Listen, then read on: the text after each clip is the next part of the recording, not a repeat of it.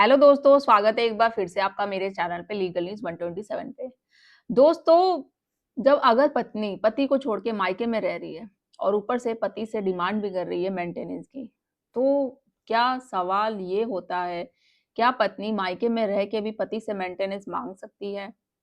या हर हाल में पत्नी को मेंटेनेंस मिलता ही है, चाहे वो मायके में रहे, ससुराल में रहे, वो कोई डिमांड करे तो कोर्ट उसको मेंटेनेंस दिलाएगा? और इसके अलावा क्या कोर्ट ऐसे मामलों में पति को राहत देगा या नहीं देगा? आज की इस वीडियो में मैं डिस्कस करूंगी 2026 की सुप्रीम कोर्ट की न्यू गाइडलाइंस।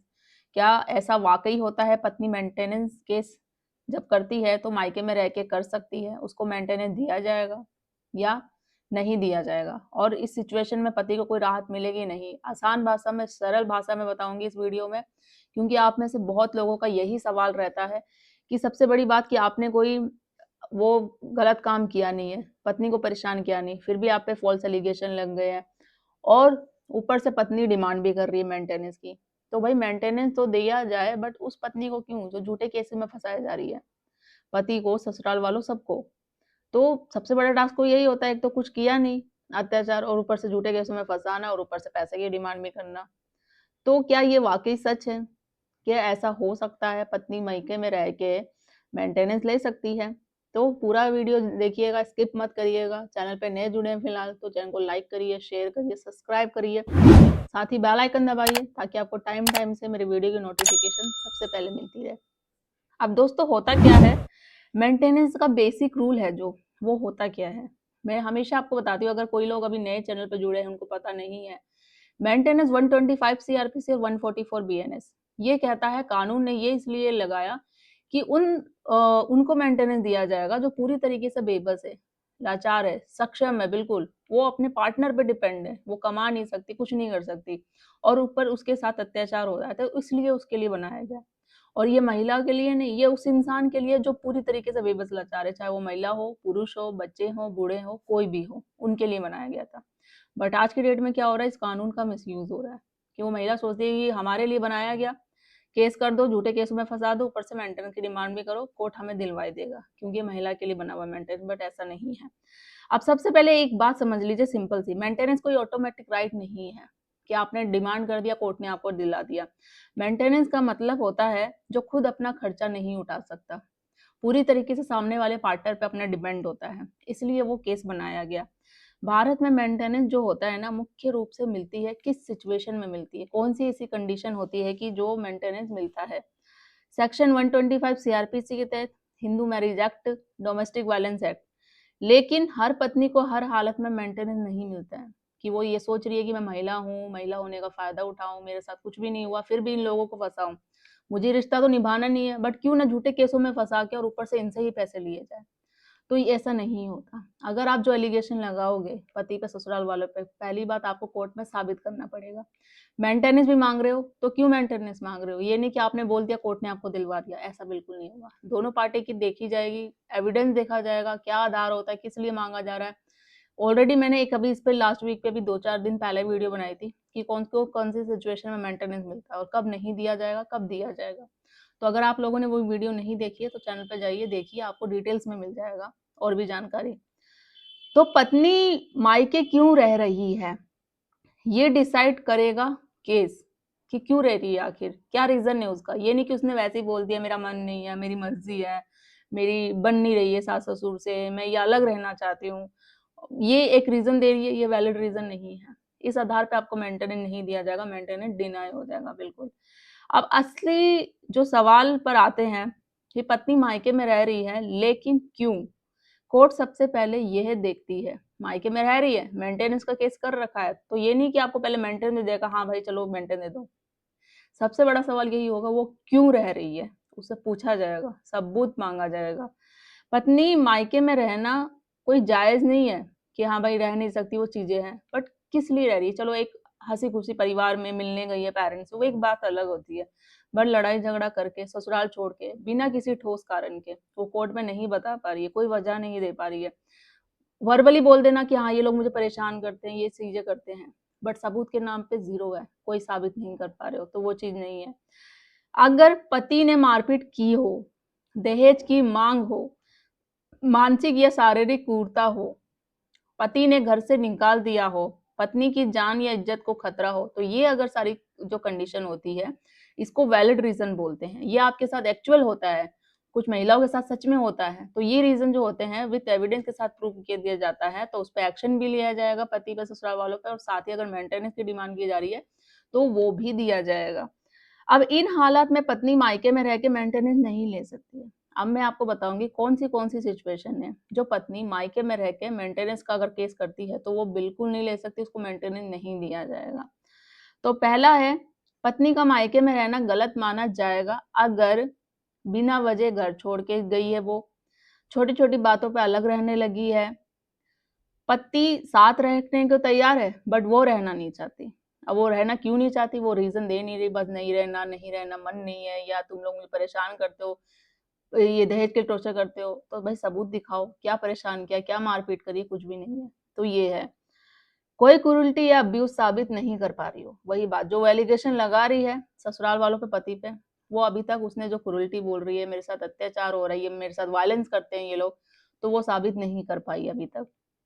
तो पत्नी खुद अलग रहना चाहती है, और एक उसका खुद का डिसीजन होता है कि भाई मुझे अलग रहना है, मुझे इनके साथ रहना ही नहीं है अब। तो ऐसी कंडीशन में ये जो क्राइटेरिया बताई है, जो कंडीशन आपको बताई है, इसमें मेंटेनेंस बिल्कुल नहीं मिलेगा, वो मायके में रह के अगर केस करती है तो, क्योंकि ये सारे जो रीज़न होते हैं, ये वैलिड नहीं होते हैं। तो ऐसे में कोर्ट कहती है पत्नी खुद अलग रह रही है, इसलिए मेंटेनेंस बिल्कुल नहीं रिल्केगा, और 125 सीआरपीसी में भी ये भी बिल्कुल क्लियर मेंशन है कि अपनी मर्ज़ी से छोड़ के जाना, जो मैंने ये रीज़न बताया वो रीज़न है, और किस रीज़न में कौन से वैलिड रीज़न होते हैं, उसमें मेंटेनेंस दिया जाएगा। और या वो अगर अडल्ट्री में है, किसी और के साथ रिश्ते में है, तो उस सिचुएशन में भी नहीं दिया जाएगा। तो कोर्ट बार-बार कह चुकी है कि पत्नी अगर बिना वाजिब कारण के पति को छोड़ती है, तो वो मेंटेनेंस की हकदार बिल्कुल नहीं है। कोर्ट ये भी देखती है कि पति पत्नी को साथ रखने को तैयार है या नहीं है। होता है ना बहुत केसों में पति बोलता है कि मैं तो रखना चाहता हूँ।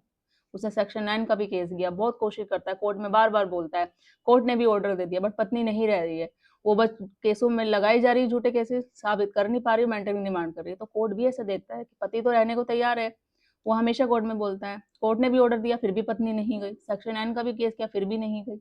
तो ये चीज़ें उनको पता होता है कि भाई इस सिचुएशन में मेंटेनेंस देना चाहिए, नहीं, तो बिल्कुल नहीं दिया जाएगा। पति की इनकम क्या है, पत्नी की क्वालिफिकेशन और अर्निंग कैपेसिटी, वो भी चीज़ें देखी जाती है कि भाई वो पढ़ी-लिखी है या नहीं है, वो जॉब कर रही है तो कितनी सैलरी है, वो अपने आप को खुद मेंटेन कर सकती है, तो फिर मेंटेनेंस की डिमांड क्यों कर रही है, क्यों दिया जाए उसको मेंटेनेंस। दोनों का जो कंडक्ट होता है, उसका व्यवहार, दोनों का बिहेवियर, ये भी सबसे बड़ा है जो नोटिस किया जाता है। तो सिर्फ ये कह देना कि मैं मायके में रह रही हूँ, काफ़ी नहीं होता है कि आपको मेंटेनेंस दिया जाए।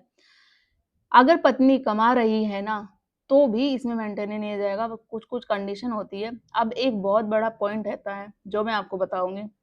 अगर पत्नी पढ़ी-लिखी है, नौकरी कर रही है या खुद का खर्चा चला सकती है, तो कोर्ट साफ कहती है मेंटेनेंस ज़रूरतमंद के लिए होता है, आराम के लिए नहीं होता। कि आप अपने ऐशो-आराम या लग्ज़री लाइफ़ जीने के लिए मेंटेनेंस डिमांड कर रहे हो पति से कि भई मुझे चाहिए, और आप ऊपर से खुद क्वालीफाई हो अच्छे खासे, जॉब कर रहे हो, अर्निंग हो, अपने आप को मेंटेन कर रहे हो, फिर भी कि भई आपको और अच्छी-सी लग्ज़री लाइफ़ चाहिए, इसलिए आप मेंटेनेंस डिमांड कर रहे हो, तो इसलिए नहीं, कि आपको एन्जॉय के लिए, आरामदायक जीवन जीने के लिए ये मेंटेनेंस नहीं लिया जाएगा।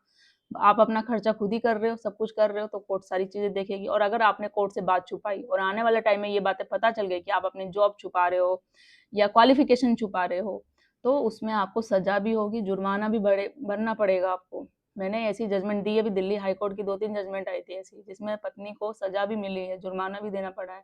तो वीडियो जाके देखो, चैनल पे आपको मिल जाएगा, मेंटेनेंस से रिलेटेड ही है। तो ऐसा बिल्कुल मत करिए, झूठ छुपाना भी गलत हो सकता है, और ये सारी चीज़ें। अगर आप जॉब भी नहीं कर रहे हो ना, पढ़ी-लिखी भी आपकी पत्नी, तो भी मेंटेनेंस नहीं दिया जाएगा, उसमें बोल दिया जाएगा कि भई आप पढ़े-लिखे हो, खुद ही कमा सकते हो। एक क्राइटेरिया होता है, जैसे मैंने आपको बताया था, अगर पढ़ी-लिखी है, वो जॉब कर रही है, बट है क्या, उसकी सैलरी पति से बहुत कम है, ठीक है? वो मतलब वो अपने आप को सही से मेंटेन नहीं कर पा रही, जैसे कि फॉर एग्ज़ाम्पल वो रेंट पे रहती है, उसके मायके वाले सपोर्टेड नहीं है या सॉरी, या उसके मायके वाले इतने जो फाइनेंशियली है, वो मतलब नहीं है कैपेबल कि वो अपना भी या बेटी का गुज़ारा उसको अच्छे से उसको मेंटेन कर पाए। तो सैलरी कम है, किराए पे रहना और भी बहुत सारे खर्चे होते हैं, तो वो नहीं हो पा रहा है। तो इस कंडीशन में होता है और उसके वाक़ई उसके साथ अगर क्रूरल्टी हुई है, तो उसको मेंटेनेंस दिया जाएगा। मेंटेनेंस उस चीज़ में नहीं दिया जाता कि फॉर एग्ज़ाम्पल वो महिला, वो पत्नी बहुत पढ़ी-लिखी है, ग्रेजुएट है या पोस्ट ग्रेजुएट है और उसकी सैलरी पति के इनकम से ज़्यादा है, पति से भी सैलरी से ज़्यादा है। फिर वो मेंटेनेंस डिमांड करती है, तो ऐसी कंडीशन में नहीं दिया जाएगा। मैं ये चीज़ें इसलिए क्लियर कर रही हूँ कि आप में से कुछ जो होते हैं सब्सक्राइब बोलते हैं कि मैडम आप कभी बोलते हो पढ़ी-लिखी हो तो नहीं मिलेगा, या पढ़ी-लिखी है तो नहीं मिलेगा, तो ये चीज़ें डाउट हो रही है, डिपेंड करता है। सैलरी अगर कम है महिला की, वो अपने आप को मेंटेन नहीं कर पा रही है, तो मिलता है और अगर उसके साथ सच में क्रूरल्टी हुई है तो। और कोई क्रूरल्टी नहीं हुई है, झूठा केस किया है, सैलरी पति की इनकम से ज़्यादा है, तो फिर नहीं मिलेगा, ये ऐसा सुप्रीम कोर्ट ने क्लियर कह दिया है।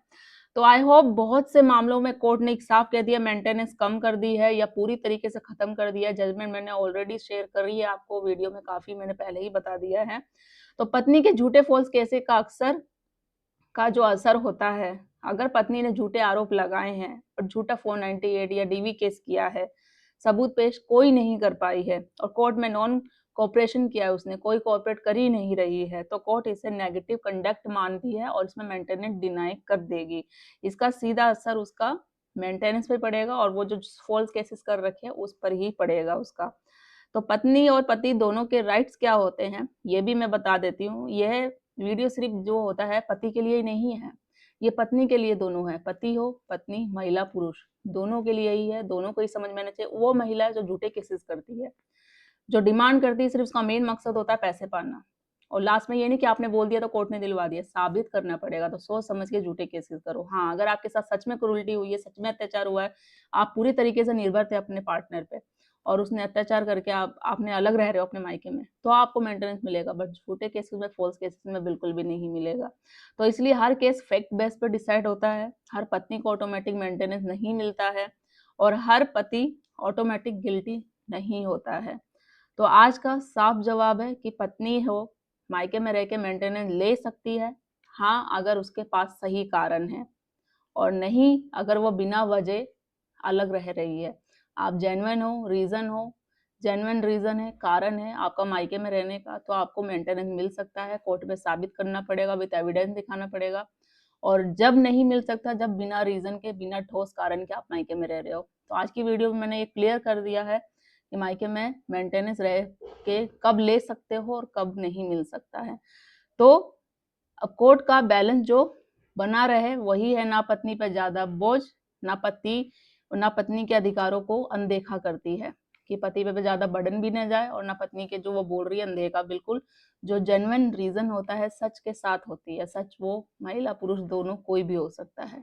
तो आई होप आपको वीडियो अच्छी लगी होगी, क्लियर समझ में आ गई होगी। तो ज़्यादा से ज़्यादा लोग तो शेयर करिए, चैनल को सब्सक्राइब करना बिल्कुल ना भूलिए। जल्दी मिलती हूँ मैं एक ऐसा ही इन्फॉर्मेटिव वीडियो के साथ, तब तक के लिए थैंक यू।